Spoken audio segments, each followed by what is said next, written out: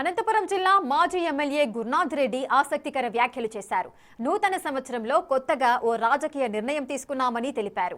10 సంవత్సరాలు పోటీ చేసే అవకాశం ఇవ్వకపోయినా మౌనంగా ఉన్నామన్నారు. ప్రత్యక్ష రాజకీయాల్లో తన కుటుంబ పాత్ర క్రియాశీలకంగా ఉంటుందని స్పష్టం చేశారు. వచ్చే ఎన్నికల్లో ఖచ్చితంగా అనంతపురం అర్బన్ నియోజకవర్గం నుంచే పోటీలో ఉంటామని ఆయన ధీమా వ్యక్తం చేశారు. సంవత్సరంలో మన ప్రజలు అందరూ మా మీద ఉన్నటువంటి నమ్మకంతో విశ్వాసంతో మేము 10 ఏళ్ళు రాజకీయంగా ప్రత్యక్షంగా లేకపోయినా కూడా ఈరోజు అర్బన్ నియోజకవర్గ ప్రజలు ఈరోజు పెద్ద ఎత్తున తరలి వచ్చి మా కుటుంబానికి పెద్ద ఎత్తున శుభాకాంక్షలు తెలియజేయడం జరుగుతుంది.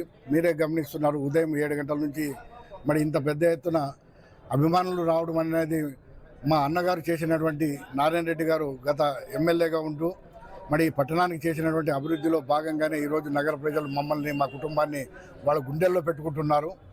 మరి మేము 10 సంవత్సరాలుగా ప్రత్యక్ష రాజకీయాలు లేకపోయినప్పటికీ కూడా ప్రజలు పెద్ద ఎత్తున తరలి వచ్చి మా కుటుంబానికి శుభాకాంక్షలు తెలియజేయడమే దీనికి ఉదాహరణ.